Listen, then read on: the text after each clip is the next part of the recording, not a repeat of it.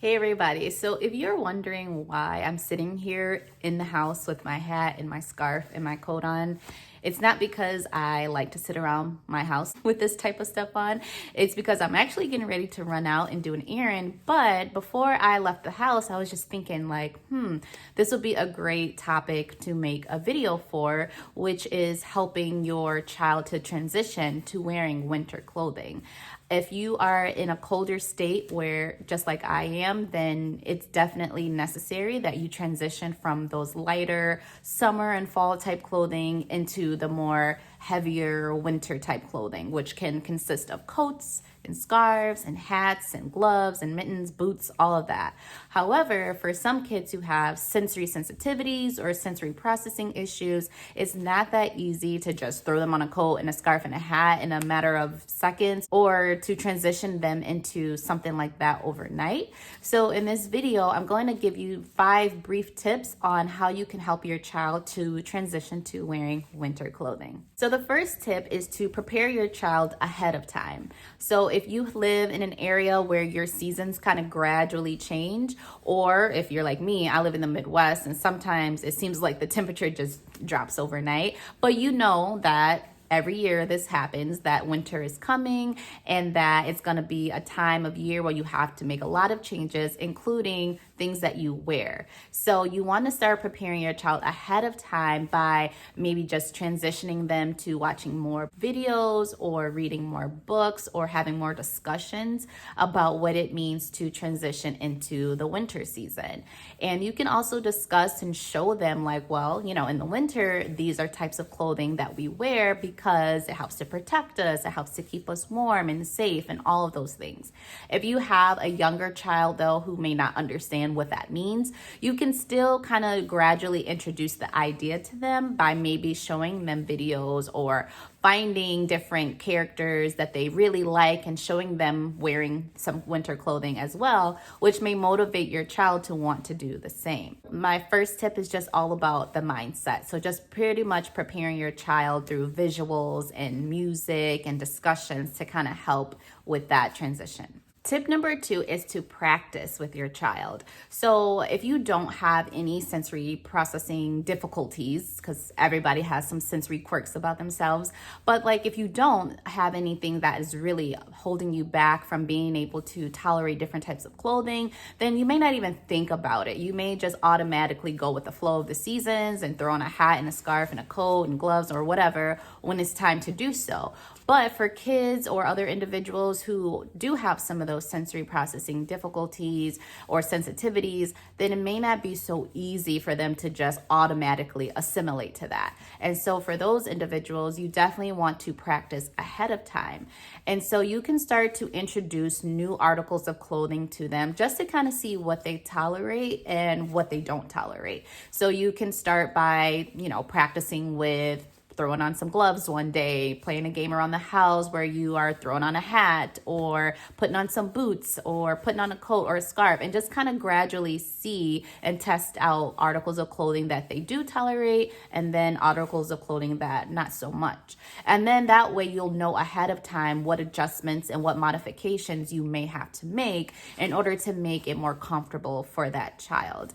And another tip too is don't wait to the last minute and kind of throw things on at the last minute when you're rushing or when you're busy. You want to practice these things ahead of time, because when you're introducing new articles of clothing to your child, you want to make sure that your child is in a relaxed environment and that they don't feel your anxiety kicking off and your stress and you're rushing. You want to make sure you're practicing with wearing new articles of clothing or winter clothing when things are a lot more calm and settled and you have extra time to really practice. The next tip is to actually purchase sensory friendly clothing. So we live in a time, thank God, where there are companies out there who have acknowledged that some kids do need special types of clothing. So I'm going to list a few of those websites in my description below, where you can find some of those sensory friendly clothing if necessary. None of it is sponsored, but these are just things that I've come across as in my time of being an OT. So I'll list those things below. And then also you want to make sure that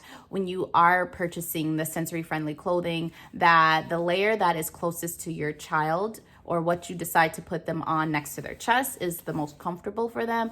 And also, if you are going to be putting your child in layers, you want to make sure that the layers are easily removable so that they can take those things off if necessary. Tip number 4 is to play. And with the winter time, it comes so many different opportunities for your child. They may be able to do things such as sledding, go outside and play in the snow, make a snowman, make snow angels, go to different holiday gatherings and festivals and all of those things.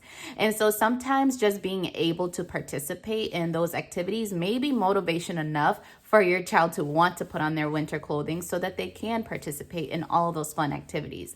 And you can also tell them like, hey, in order for us to be able to go out and play in the snow and go to these festivals, we have to dress warm because that's going to keep us safe. Use play as a motivator to also encourage your child to want to wear winter clothing. Another strategy that you can implement to help your child transition into winter clothing is to use proprioceptive based activities. So I know that was a mouthful, but basically the proprioceptive sense is an extra or hidden sense.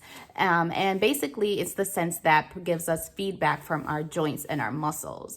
And so anytime that we're using our muscles and our joints to engage in an activity, we are activating the proprioceptive sense. And this sense helps us with body regulation. It helps us with body awareness, knowing where we are in space, helping us to feel more grounded. And so some things that you can do to kind of activate this sense are things such as joint compressions, where you're kind of squeezing and manipulating your child's muscles and joints. You can also provide like massage. You can do deep pressure, such as tight hugs and squeezes to different parts of their bodies. You can use vibration. And my favorite is heavy work, which means just doing any activity where your child is using their muscles and joints. So that can mean your child is pushing something heavy or pulling something heavy or carrying something heavy or lifting something. So anything to really get their muscles and joints moving and going is going to help them feel a little bit more regulated and grounded, which is also going to help prepare their bodies for tolerating those different types of winter clothing. So my recommendation is to promote and have your child engage in some of those heavy work and deep pressure activities prior to putting on their winter clothing.